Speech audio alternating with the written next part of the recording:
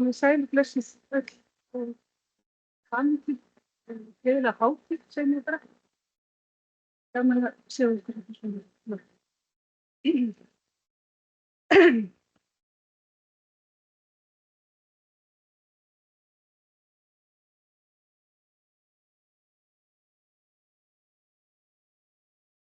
Góðir áheyrendur. Alheimurinn, sem sumir kalla bókasafnið, er gerður úr óendanlega mörgum 6 hirðum herbergjum. Þessi herbergi eru öll nákvæmlega eins að skipan, með 5 bókahillum á hverjum vegg og á hverri hillu 32 bækur í nákvæmlega sama broti, jafn langar og jafn þykkar. Í herbergjunum er að finna allar bækur sem hafa nokkurn tíma verið skrifaðar, eiga eftir að vera skrifaðar eða gætu verið skrifaðar á öllum hugsanlegum tungumálum sem gætu nokkurn tíma hafa verið. Svona lýsir argentíska skáldið Jorge Luis Borges alheiminum í smásögunni Bókasafnið í Babel.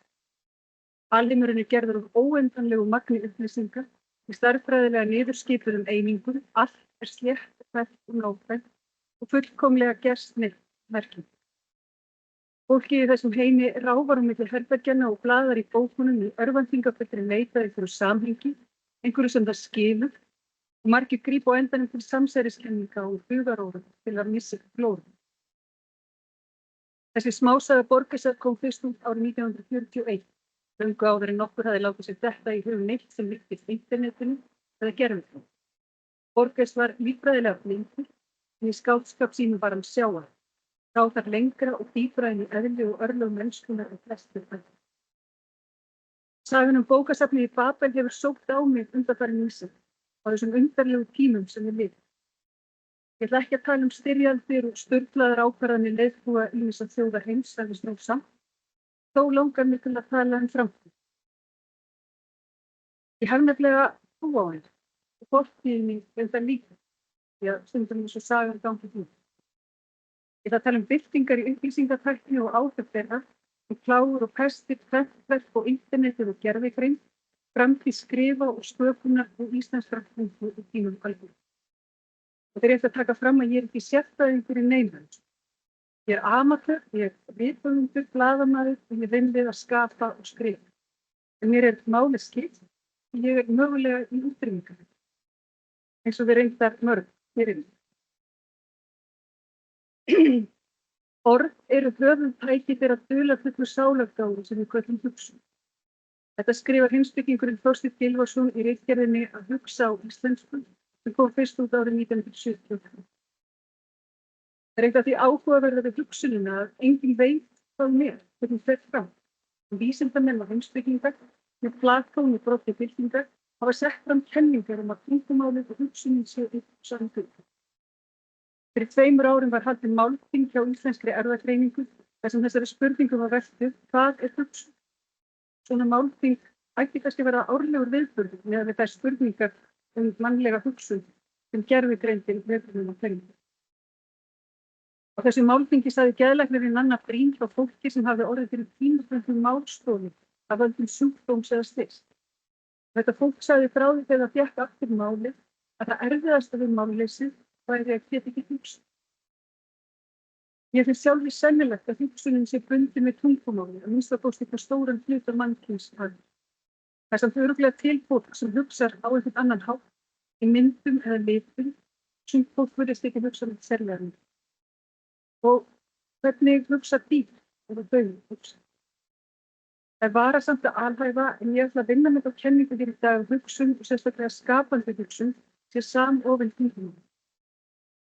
Ég veit að minnsta kosti eina leiðin fyrir mig til að koma reglu á hugsanir mínar er að skrifa það niður. Og sem er innkaupalisti, sjónvarpsfrétt eða skáldsaga, skrifin þessi verknaður, setja niður bókstafi og orðaslag á tölvuskjá, kemur hugsuninni í ákveðin tarf, bara skapandi gátt, sem að hefur ekki sjálfur neina alvöru stjórn á.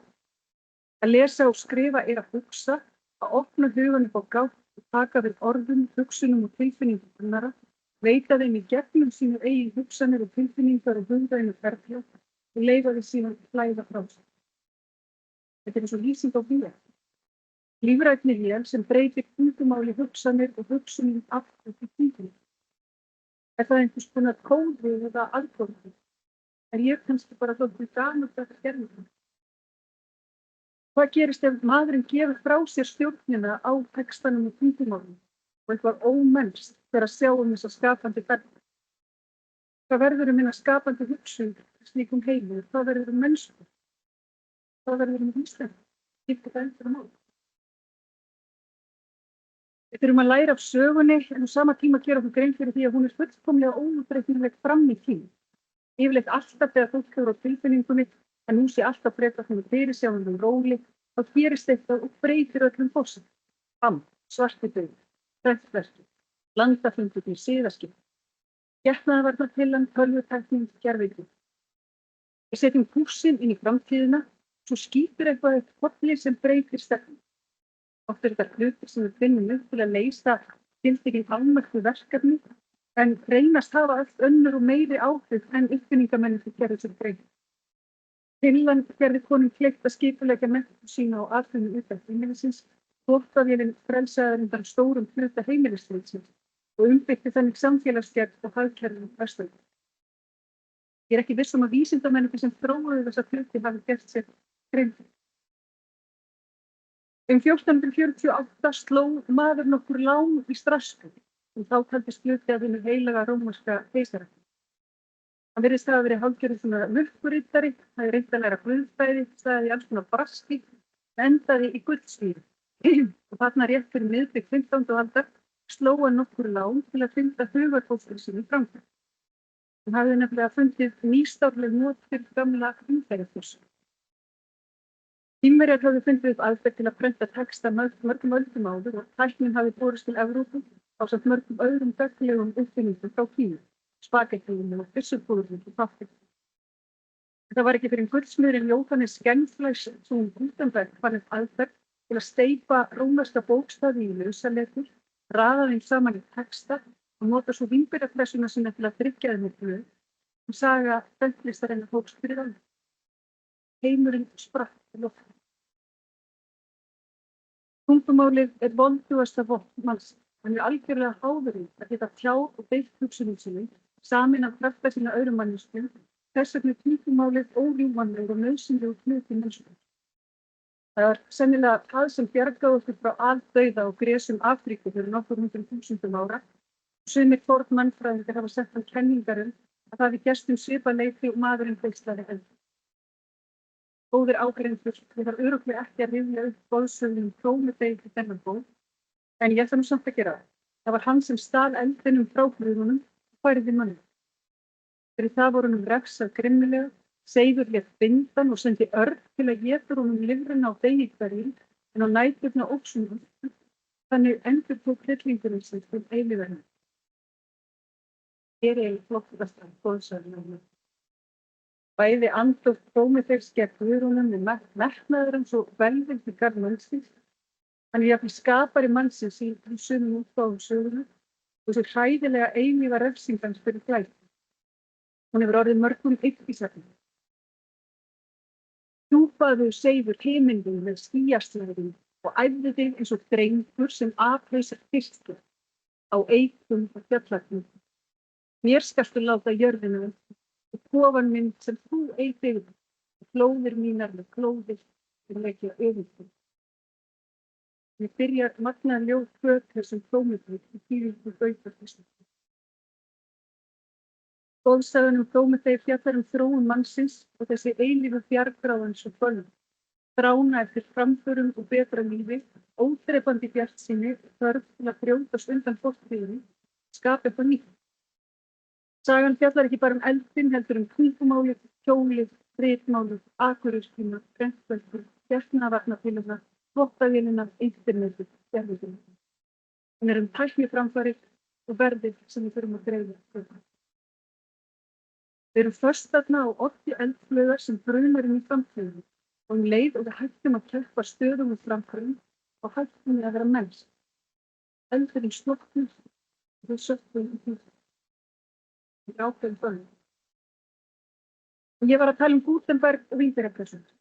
Ég finnst ósennilegt að hann hafi séð fyrir hverjar afleiðingar uppfinningar hans eru. Aldir allan heim höfðu elítur menntaðra embættismanna og presta drottnað yfir alþýðunni í skjóli vitungsins. Það var voldugasta vopn og kúgunartæki sem maðurinn hafði fundið upp, þar sem stjórnaði textanum, stjórnaði heim. Orðið var ekki frjálst, orðið var heilagt. Aðeins þeir innvígðu gátu skrifa það og lesið, þeir á Vesturlöndum yfirleitt á latínu og aðeins þeir auðugustu gátu upp á spæn. Hér á Íslandi verið stengt að læsi í einhverju mynd að verið tiltölulega útbreitt meðal almennings og miðöldum. Kannski út af veðrinu, hentar vel til skemmtarna innandyra. Kannski vegna þess að fræðimenn þjóðarinnar tóku vekkja sjálfum sér að bara skrifa á íslensku í stað latínu og heila 4 málfræðiritgerðir íslensku hafa varðveist frá því miður. Fyrsta er frá miðri 12. öld, höfundurinn greinir frá þeirri ætlun sinni að gera Íslendingum stafróf svo hægara verði að rita og lesa á íslensku. Fyrir vikið sitjum við uppi með það að sjálfsmynd og hugmyndir þorra þjóða og þjóðveldisins eru jafn samofnar móðurmálinu og þau Íslandi. Ég ætla að fá að skjóta því að við erum í stórinu 400.000 í landi. Vitið þið hversu margir Íslendingar og námi íslensku? Afsett. Vínberjapressan Gutenbergs gat prentað alltaf 3600 síður á dag. Hún afkastaði 100 sinnum meira en eldri þrykktækni, 1000 sinnum meira en duglegu handritaskriðar. Fyrr en varði flæddu prentaðir textar yfir Evrópu, ljóð og sögur, guðspjöllin, sálmar og nývísur, ræður, greinar og ritgerðir, upplýsingar. Og allt sprakk við lofti. Margir handritaskrifarar misstu fljótlega vinnu.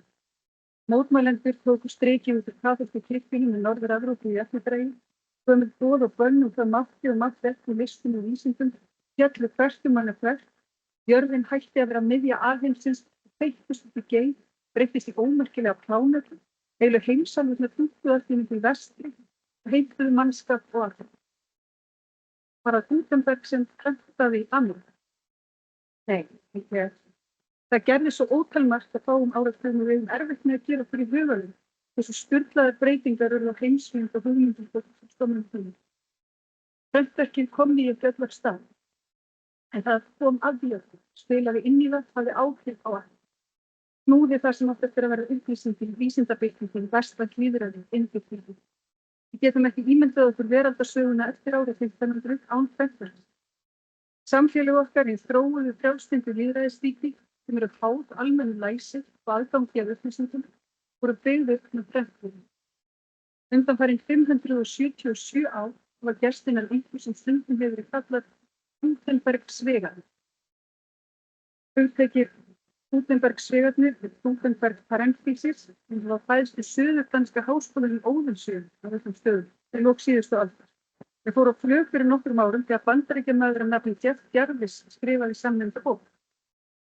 Hugmyndin er svo að tími prentmálsins frá meiri í 15. öld og rétt fram yfir síðustu aldamót sé ofurlítil undantekning til veðurs. Og undanfarnar 5 aldir hafi gerst innan svega sem Gutenberg hafi skapað með vínberjapressunni sinni. Nú séu svegarnir að notast, tæknin sé orðin úrelt, en prentaði texti og þessi almenni aðgangur almenn hafi runnið sitt skeið og eitthvað nýtt hætti. Þetta góðir áheyrendur, velkomin aftur til ársins 1448.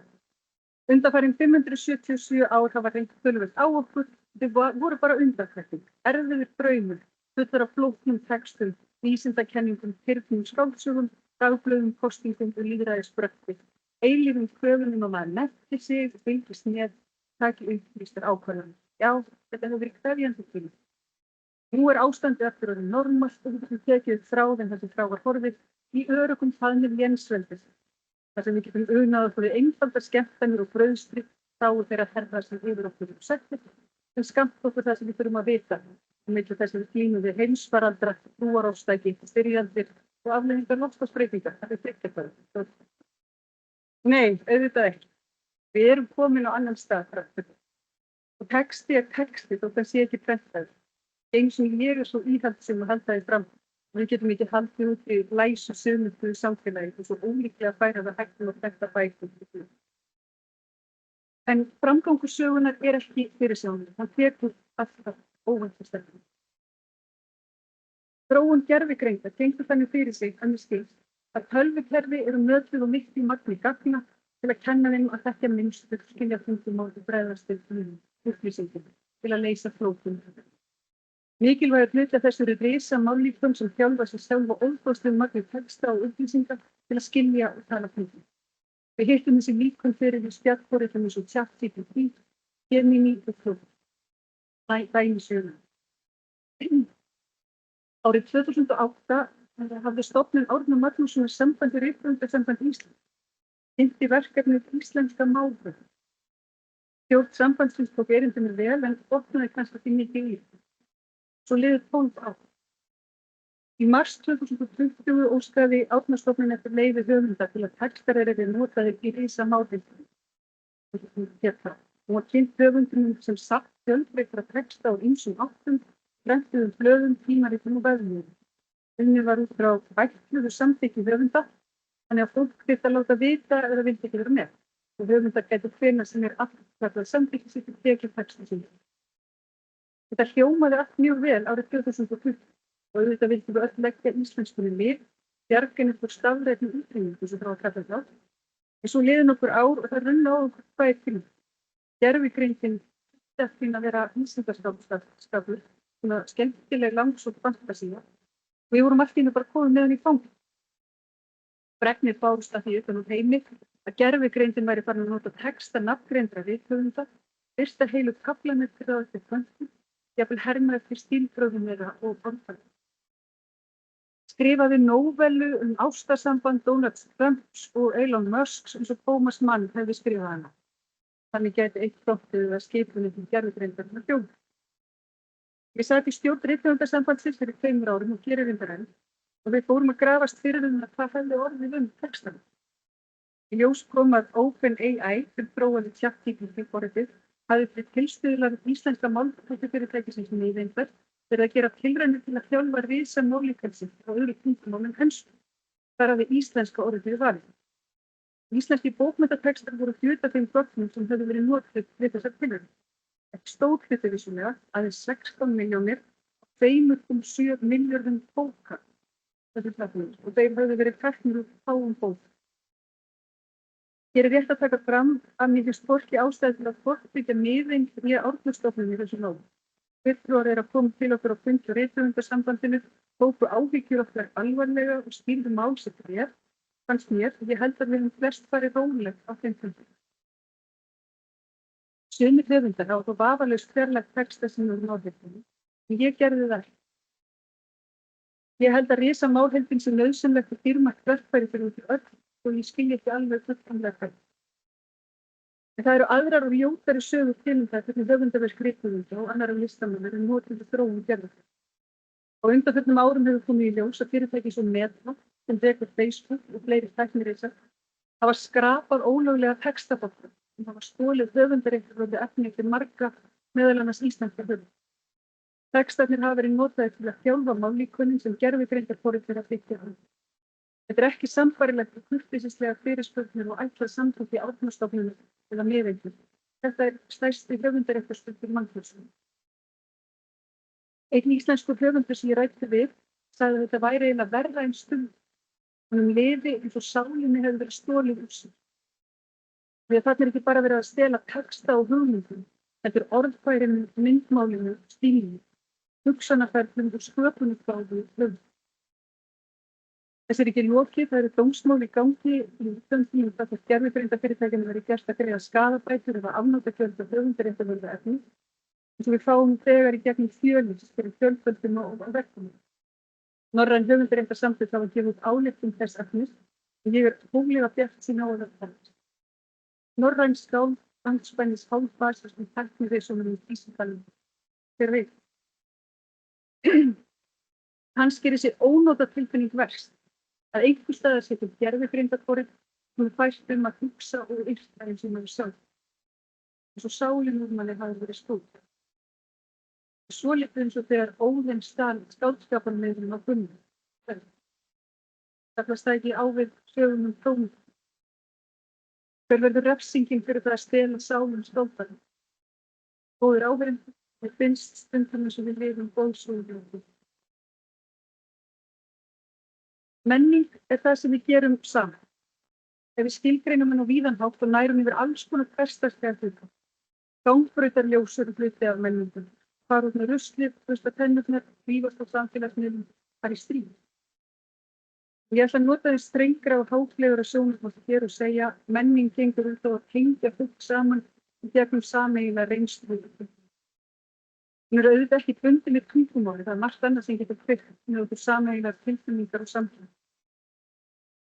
Það er þátt magnaðurinn að vera á tónleikum í leikhúsi eða á fótboltaleik og finna tilfinningabilgjurnar ganga yfir árið. Að lesa bók krefst yfirleitt einveru, en þó fær maður hlutdeild í hugsunum höfundarins, veröldinni sem hann skapar. Lesandinn myndar sér skoðun á persónum bókarinnar, fellir fyrir sumum og hafnar öðrum, og góð bók getur fyllt mann út lífið eins og ástvinir eða fjandvinir.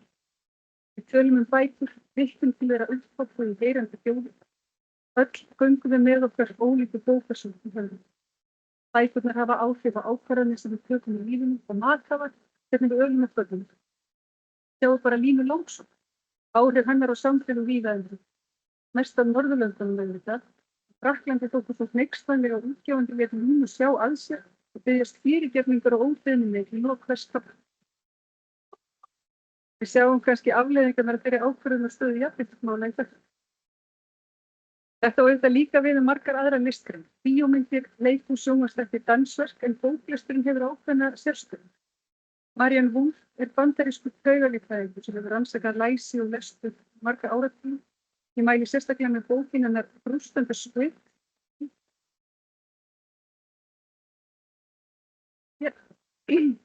sem var ein af kveikjunum af annarri skáldsögunni, hinu heilaga orði. Þar færir Wolf taugalíffræðileg rök fyrir því að lestur, sérstaklega lestur á skáldskap, virki og þjálfi heilan til samkenndar og skilnings gagnvart öðru fólki.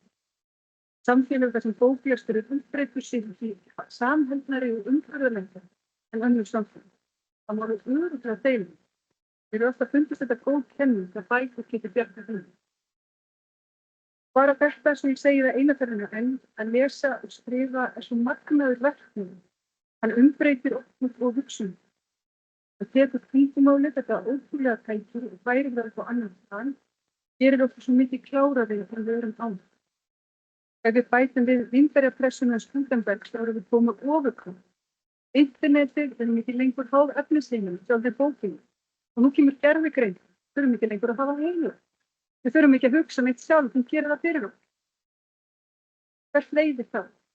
Vissuð þið að 13% ungra Bandaríkjamanna segja að þeir myndu íbúa alvarlega láta græða gervigreindarflug í heilanum. 13%. Það er hægt að fara með þessar vangaveltur út í tóma svartsýni eða fáránlega bjartsýni. Það er hægt að láta eins og þetta komi mann ekki við. Ég er stundum svolítið þar. Þetta er að gerast, þó sem okkur líkar betur öðru.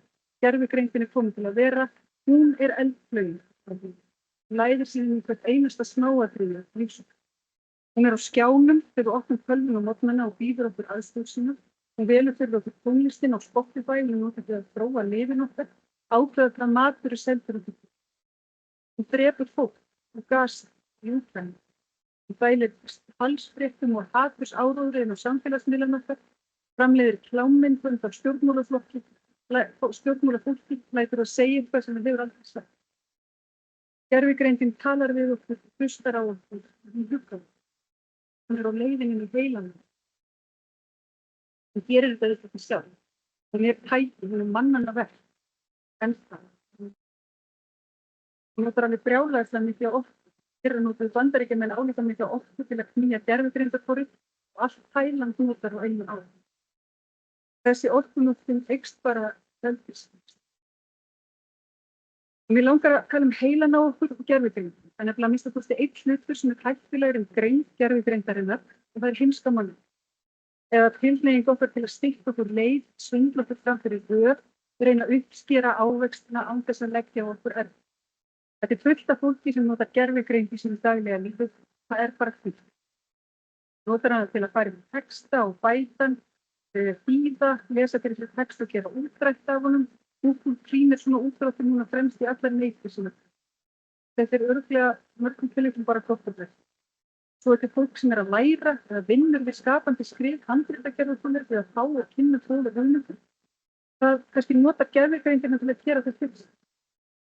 Þetta er fólk sem vinnur við.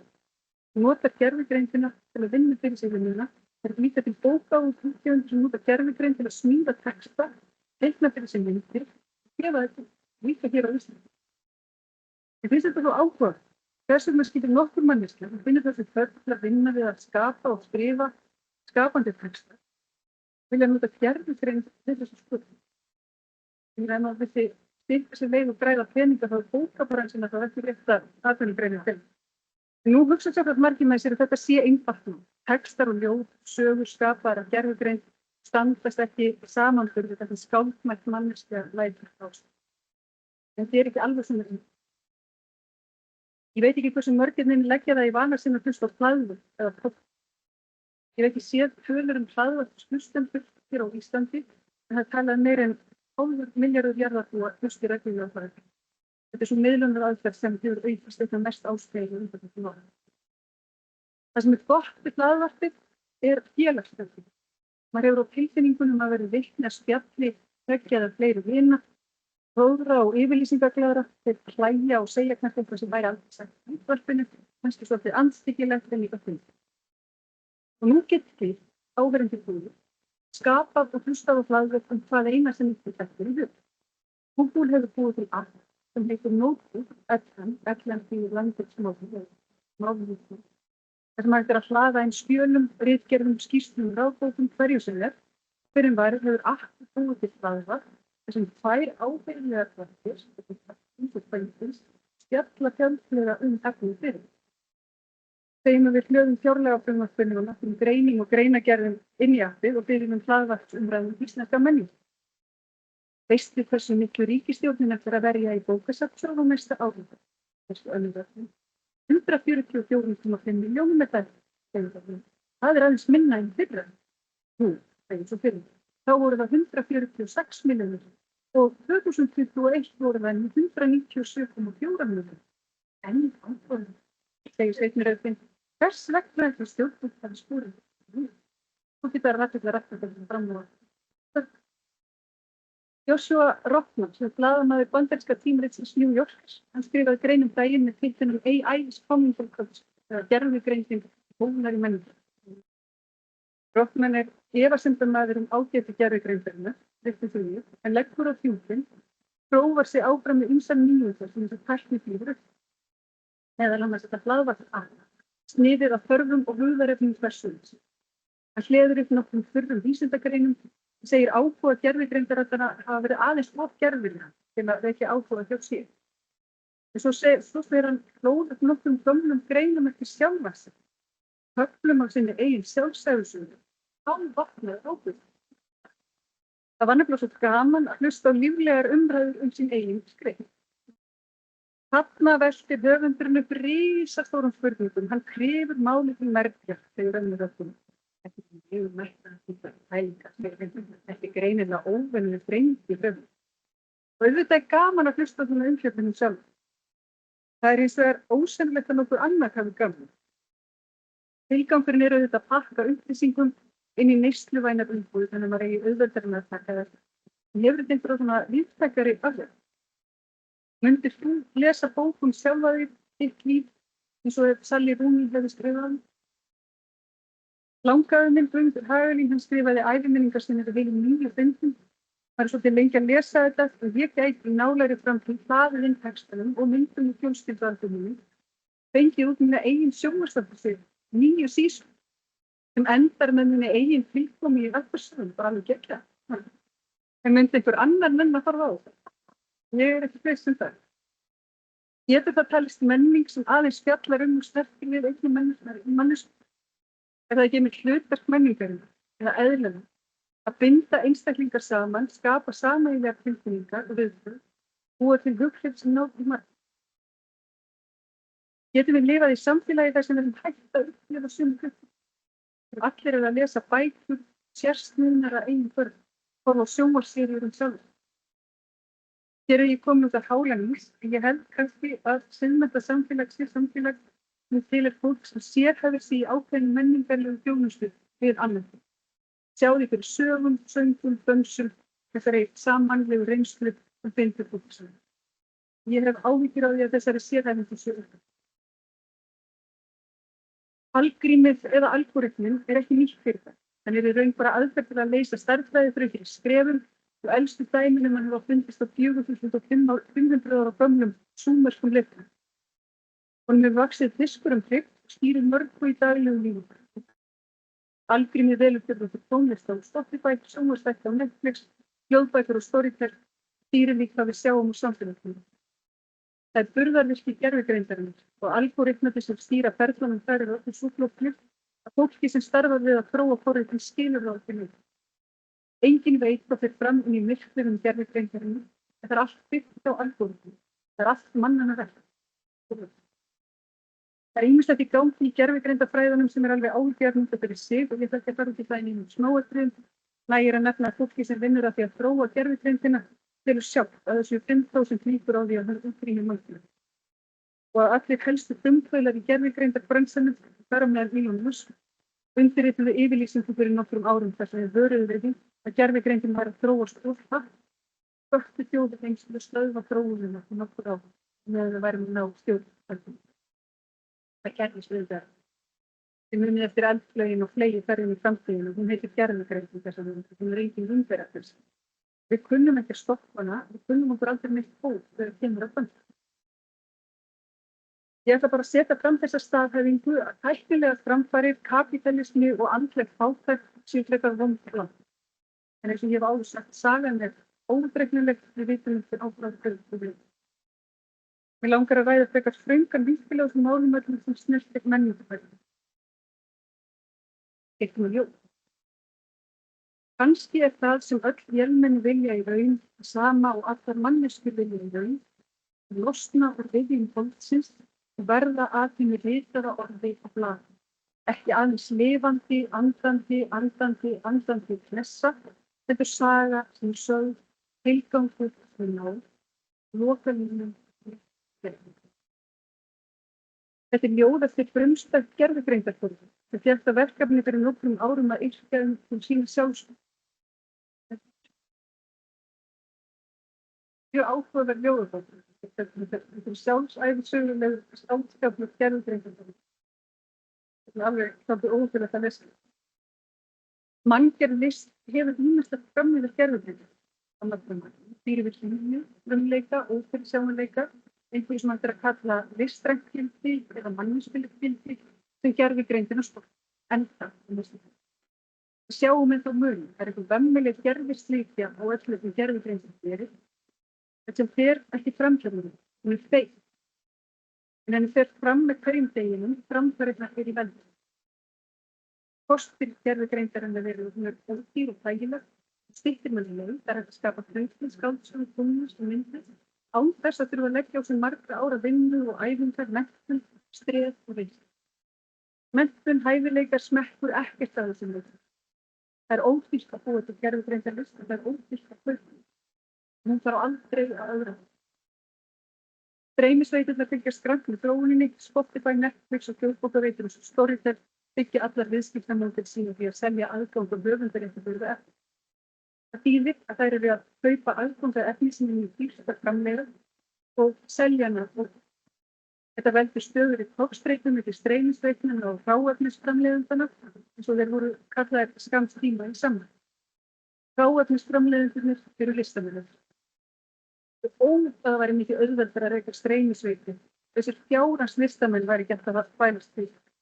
Handritshöfundar í Bandaríkjunum, tónlistamenn víða veröld og íslenskir rithöfundar er allt dæmi starfsstéttir sem eiga í höfði við streymisveit og reyna að þrýsta á sanngjarna greiðslur fyrir nokkuð. Og þetta væri betra fyrir viðskiptamódelið og hluthafanna að fyrst ekki að borga listamönnum fyrir nokkuð. Spotify er löngu farið að blanda gervitónlist eftir gervitónlistamönnum með listamönnum sér og Storytel kynnti til sögunni fyrsta gervigreindahöfundur fyrir nokkrum mánuðum síðan. Skáldið skrifar að vísa ekki sérlega vel, en það má alltaf borga svokölluðum ritstjórnum fyrir að snóira fyrir að laga bækurnar. Alveg eins og þýðendur fá nú þegar eitthvað smottir fyrir að ritstýra gervigreindar títlum skáldskap. Norskur höfundur komst að því daginn að farið var að gefa út bækurinn sem hljóðbækur, lesnar af gervigreind, að henni forskurði. Þannig að óttalegur spandans að borga leikurum fyrir að lesa. Allt vald til millilegarins skýrt með listanum. og fyrir hvernig. Alla ógnar svona gervigreindasögn alvöru bók. Sko, sumum alveg samt. Sumir vilja bara hafa eitthvað þægilegt í eyrunum eða fyrir augunum eitthvað kunnulegt, rauðu ástarsögurnar eða bólfandi hlutum. Það mannlegt og eðlilegt að vilja meira fyrir sama og algoritminn sér sína matar þá sífellt og meira fyrir sama. Ég held líka að það verði alltaf tilfyllt að fólki sem vill alvöru manngerða list. Líka bækur, ég held að krakkar haldi áfram að lesa bækur svo lengi sem það verða til, en einhver fæst til þess að skrifa alvöru bókmyndir fyrir. En það þarf að borga sig að vinna við það að framleiða list. Það þar sem ég fyrir að hafa áhuga. Nú ætla ég að leiða talið að íslenskri menningu. Með sérkjörlega íslensk menningu. Í síðustu viku birtist viðtal, fyrst í sjónvarpsfréttum Sýnar sem ég get aldrei hægt að kalla Stöð 2, svo á Vísi.is. Þetta var mjög athyglisvert viðtal og ég held að væri mörgum hér inni hollt að sjá. Það ýtti að minnsta kosti við mig.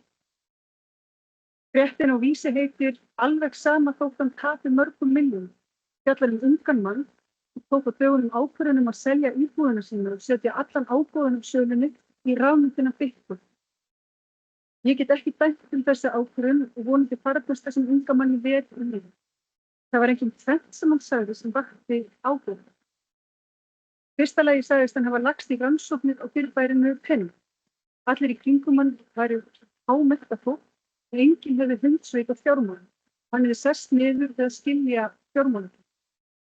Niðurstaðans var í raun sú að verðmætasta þekkingin sem hægt væri að afla sér í dag væri fjármálalæsi. Að kunna peninga væri raun eins og að kunna lesa og skrifa á latínu og miðöld. Og hefði þannig komist yfir leynikóða sem opnaði við dyr sem öðrum væri lokað. Í öðru lagi sagðist hann hafa fengið vitund það að hann ætti að verða rík. Hann ætlaði að ferðast á einkaþotu, búa á dýrum hótelum í Japan, gefa út bækur, framleiða kvikmyndir og miðla sínum listrænu hugmyndum til allra. Vera með sín eigin listamannalaun á Íslandi, það var þannig sem hann lofaði. Þetta sagði ungi maðurinn þar sem hann gekk á svona færibandi við upptækta skrifborð með risastóran íslenskan fána strengdan og vegginn fyrir aftur. Sagðist á vegum Guðs sem leit hann áfram og verndaði, það væri heilagur íslenskur andi. Hér margt að taka inn og ég vil taka það skýrt fram að það fjarri því að ég vilji gera lítið úr þessum manni eða hugmyndum. Ég held þvert á móti að þetta sé klár strákur, vel menntaður og ég held að þessi lífsafstæðans þegar miklu leyti rökrétt niðurstaða íslenskrar menningar. Veitu þið hversu margir nýnemar hófu nám í viðskiptafræði í haust? Ég spurðist fyrir í 3 háskólum og svarið var 540. Spurði hér áðan hvort þið vissu hversu margir hefur hafið nám í íslenskunum í haust fyrir 5. Það samt engin ástæða til að láta hugfallast. Nemendur í íslensku sem öðru máli eru 597. Það eru fleiri en þeir sem eru að læra viðskiptafræði. Það er heilmikill áhugi á íslensku og það hafa aldrei fleiri talað íslensku í dag. En íslensk ungmenni, nýútskrifuð úr menntaskóla, virðast fjárfest í einhverju öðru en íslensku þegar þau velja sér nám og starf til framtíðar. Það sem ég þótti einna eftirtektar verða stuð þetta viðtal við unga manni var að ástæðan fyrir því að hann ætlar að verða ríkur og súr og hann vill öðlast frelsi til að skapa list. Hann vill greiða sjálfum sér listamönnum. Ég skil hann svo vel. Sko rithöfundasambandi áætlar að raunhæf mánaðarlaun rithöfundar sem nýtur töluverðar velgengni og fær listamannalaun séu 360.000 krónur á mánuði eftir skatt. Við erum eiginlega öll í alls konar aukavinnum til þess að hafa efni á þessu brölti. Atvinnuhöfundur á Íslandi sem gera ekkert annað en að skrifa eru svona í mesta lagi kannski 10 nægjusama sálir því að halda og þeir geta það vegna þess að þeir njóta mikillar velgengni. Íslenskir listamenn búa samt alveg við heilmikil forréttindi. Þeim kostar því að sækja listamannalaun frá ríkinu þótt upphæðin sé ekki lág og mikil óviss hvort maður fái nokkuð. Og svo höfum við auðvitað tekjur af listsköpunum. Þjóðin vill þetta. Kannanir íslenskrar bókmenntamiðstöðvar sýna og bóklestur hefur ekki minnkað undanfarin ár. Þrátt fyrir tilkomu nýrra afleiðinga. Og menningarþátttaka hér, þegar fjöldi leikhúsgesta á meðal þess mesta sem þetta. Samt finna rithöfundar á eigin og bóksalum hefur verið á hlaðri niður, sérstaklega kliður. Sú salmestin öll farin til stóð. Þetta ströggl, það þarf mjög einbeittan vilja og baráttu til að standa í þessum bransa íslenskri menningar. Nú í ágúst kynnti ríkisstjórnin áform sínum að móta atvinnustefnu fyrir Ísland fram til 2035. Óskaði eftir umsögnum frá hagaðilum og almenningi. Við hjá Rithöfundasambandinu brugðumst hratt og vel við og skrifuðum þessa fínu umsögn. Við lögðum til að sköpun andlegra og menningarlegra verðmæta ætti að vera á meðal hagsmuna. Bókmenntir og listir væru lönguð með verðmæt útflutningsvara, samkeppnishæf á alþjóðavettvangi og hinar skapandi greinar byggt yfir ótakmörkuðum vaxtarmunum. Sköpunarkraftur íslenskra listamanna væri ótæmandi auðn. Þar að auki væru loftslagsleg áhrif greinarinnar þarf. Kemstu frá því að segja það sem tillögum var tekið fyrir í fáum. Kynningafundi ríkisstjórnarinnar fyrir 3 dögum var varpað upp stílfærðri grafíkmynd af verksmiðjum, vogum, fiskeldiskerjum, vindmyllum og gagnavélum. Það eru 4 manneskjur á myndinni, 2 skoðar tilraunarljós, 2 plakatís. Myndin var sennilega teiknuð og gerð. Í máli forsætisráðherra og aðstoðarmanna ríkisstjórnarinnar kom fram að skapandi gervigreind væri framtíð. Hún myndi knýja næstu tæknibyltingu og hreyfa við öllum grunnþáttum atvinnulífs. Og einn ungur aðstoðarmaður birti lista yfir verðmæti sem skráðu fyrirtæki heims. Þessar myndir benti á að þau voru öll tæknireisur sem fyrstu gagnaver og væru að sækjast eftir endurnýjanlegri orku. Rödd hans titraði ofurlítið þegar hann sagði að ef bara smá hluti af starfsemi einhvers þessara fyrirtækja kæmi til Íslands væri það mikið hluti. Sami tók heyrðist í umfjöllun í síðustu viku fjárfestingarsjóðinn Visku-sjóð. Sjóðurinn ætlar að stíga stærri skref í átt að gervigreind, orku, innviðum og þáverum. Framkvæmdastjórinn sagði í grein í Viðskiptamorgunum í síðustu viku þar sem internetið þurfti fyrst og fremst hugvit, frumkvöðla og fjármagn, krefst gervigreindarbyggingin einnig áþreifanlegra auðn. Hún er orku- og innviðadrifin bygging. Til að knýja áfram reiknigetu þarf gríðarlega raforku, öflug gagnaver, hálfleiðara, sjaldgæfa málma og traust flutnings- og dreifikerfi. Fyrir fjárfesta er spurningin einföld.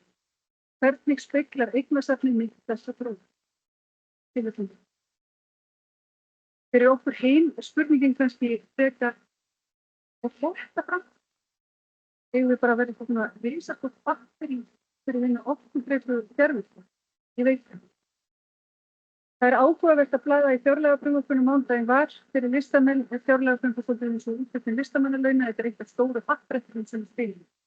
Og þarna var svo sem ekki mikið að frétta annað en að framlög til íslenskra bókaútgáfu voru skorin niður, framlög til barnamenningarsjóðs voru skorin niður, framlög til íslenskukennslu fyrir útlendinga voru skorin niður, framlag ríkisins í bókasafnssjóð voru skorin niður.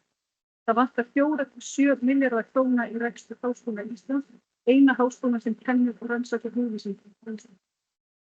En það á að byggja viðbyggingu við Þjóðleikhúsið, sem er frábært, stofna einhvers konar gervigreindarmiðstöð sem á að vinna framgang til íslenskrar máltækni með gervigreind. Það er auðvitað mjög nauðsynlegt. Bókasafnssjóður er auðvitað bara sú upphæð sem ríkið ákveður á hverjum tíma að greiða rithöfundum í sárabætur fyrir að bækurnar þeirra séu á bókasöfnum landsins helmingi þjóðarinnar til. Niðurskurðurinn var svo sem ekki mikill í ár, en frá árinu 2021 hefur fjárhæðin verið skorin niður næstum því helming. Þetta kemur verst niður á barnabókahöfundum sem eiga bækurnar sínar á skólabókum. Og hér er rétt að taka fram að bókasöfnin eru svo ekki ofar. Þegar skólabókasöfnin eru bara ein hilla, kennarar eru að reyna að snapa lánsbækur og samfélagsmiðlum til að útvega nemendum sínum fyrir að lesa. Landsbókasafninu og borgarbókasafninu er notað yfir sumartíma og spara tíma. Afsakið þetta með. Þegar ráðamenn eyða svona óbúðslegum tíma og orku í að hafa áhyggjur af því að krakkar geti ekki lesið sér til gagns eða íslenska kunnáttu fer hrakandi, að slá sér á brjóst og pillibrögðum og tala um mikilvægi íslenskrar menningar og íslenskrar kunnáttu, verður maður bara svona fyrsta að sjá. Og þá kannski er þetta bara framtíð. Fyrir fjárfesta er spurningin einföld. Er arðbært að halda út íslenskri menningu? Skila fjárfestingar í menningu og listum hagnaði? Er eignasafninu mínu best borgið á íslensku? Er flókna, montna, örmáli þegar til er stórt og þægilegt alþjóðlegt tungumál eins og enska sem allir skilja?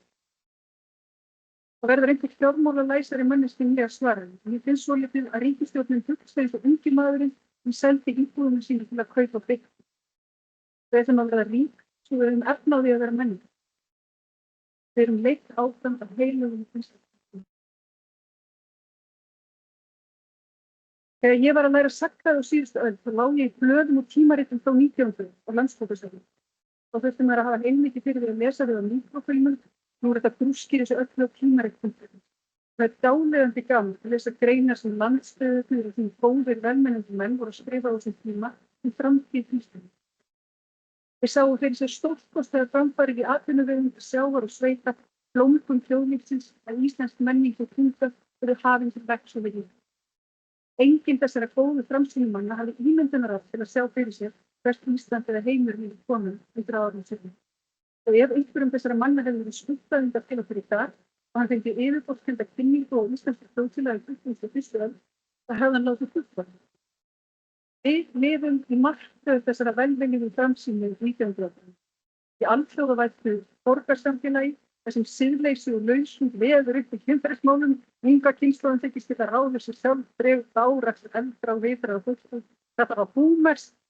Hvaða tungumál er þetta eiginlega sem fólk þykist tala? Kann enginn að ríma lengur. Forsetinn konu og líka forsætisráðherra og biskup Íslands og rektor Háskóla Íslands og eiginlega allra hinna háskólana líka. Hér væri komið sögu verið þessi góði maður sem var skriðinn aftur í tímavelina sína, styrkt hana skjálpendur aftur á ártalið 1890 og sneri aftur jafn niður sínu tímaferðalangur Páli Vels og ferðalegi sínu fram til endalóka lífsins á jörðinni. Hér erum við nú sem sæl í þeirri vissu að næstum engin þjóð í veröldinni búi við eins miklu hagstæld, jöfnuð, frelsi og frið fyrir því. Það sem ég vildi sagt hafa er að við getum ekki dæmt framtíðina eftir frekar en við getum spáð fyrir því. Við getum reynt að berjast fyrir ákveðnum gildum sem okkur þykja siðferðislega góð, samfélagslega skynsamleg og líkleg til að hjálpa mannkyninu að lifa eitthvað áfram á þessari jörð. Við getum reynt að kenna börnum okkar ákveðin gildi og svo verðum við bara að vona það besta. Leyfa framtíðinu bara sinna leið, treysta og tala um þetta. Þetta er svona það sem ég reyna að segja sjálfur, Sigríður, segi ég við sjálfur. Þú ert ekki dómfær á framtíð. Samt get ég ekki afborið að hugsa hana án ljóða og skáldsagnanna, án lýðræðis og mannréttinda, án Íslandi og allra hinna fallegu tungumálunum sem eru í kringum. Vissuð þið að Norðmenn skilgreina norskuna sem tungumál í kringum. Það er eins og Frakkar hafa gert við frönsku. Margar þjóðir hafa sett lög til að vernda tungumálum sín fyrir ágangi enskunni, til dæmis með því að koma föstu bókaverði, greiða fyrir bóksölu, styrkja almenningsbókasöfnum og ritunum. Ég hef áhyggjur af framtíð íslenskunnar, ég hef áhyggjur af framtíð mennskunnar. Það er mjög auðvelt að vera áhyggjur fyrir þessa dagana út af öllum möguleikum. Það þýðir ekkert að gefa styrk, dýmja í tímavélinu og stilla aftur á fylgjuðstöðum. Það er ekkert á leiðinni þangað aftur. Ég óttast einna mest að endum í bókasöfnum í bað, sem allt er ákveðið og stærðfræðilegum útreikningum, algoritmum, allt er fullkomið slétt. En nóg af aftureyjum þegar við fáum sögurnar sem við ein þráum að heyra, tónlistina sem hentar okkur einum, kvikmyndirnar sem allar enda eins og okkur einum finnst að myndir eigi að enda. Við þessu gilda þéttriðna búri sitjum við og komumst okkur. Við verðum vaninn af frumlegum hugsunum, vaninn af samúð og samfélagslegri meðvitund, vaninn af því að deila reynslu og hugmyndum með öðru fólki. Það þurfi enga heri eða leynilögreglu eða ofbeldisflokka til að stjórna. Við verðum þvert og eitt lokuð inn í sjálfum okkur, sjálfhverfum þörfum okkur, gersnið allri merkingu í mótstöðu. Framtíðin kemur hvort sem okkur líkar betur en það. Handritaskrifari misstu vinnuna þegar farið var að prenta bækur, flóttakonurnar stýru sér á öðru þegar flóttavilinn komin á vinnu. Er það sambærilegt við hennar skapandi grein? Það sjá ráðamenn fyrir sér fólk vinnulegu í framtíðin. Til hvers erum við? Þurfum við að verða auðkýfingar? Til að hafa efni á því að skapa list, vinna við hugvísinu. Það sem ég vona er að stjórnvöld bæði hér og annars staðar átti sig á því að það þarf að berjast fyrir mennsku. Gervigreindin verður hluti af framtíð okkar en hún verður lítils virði án hinnar greindarinnar. Það er að rækta hana líka. Til þess þarf bókmenntir og listir og skapandi hugsun, alvöru mannlegar sköpun, ófullkomna, erfiða og ögrandi, eitthvað sem neyðir fólk til að tala saman og finna til þessum auðvitað. Við þurfum stáð, blaðamenn, myndlistamenn, tónlistamenn, þýðendur, kennara og kvikmyndagerðarmenn, sagnfræðinga, íslenskumenn. Fólk verður að geta framfleytt sér við þessari skapandi stöðu, ekki bara skoða tilraunaflössu, laka fisk og hljómið gerðugreindi. Íslensk menning eins og öll menning er grjótkörf atvinnugrein. Hún skilar samfélaginu verðmætum, andlegum og efnahagslegum. Ef við ætlum að búa að þeim í framtíðinni ekki nóg að byggja þeim í hús, það er fjárfesta í þetta. Það myndi ég kalla heilagan íslenskan handel. Takk.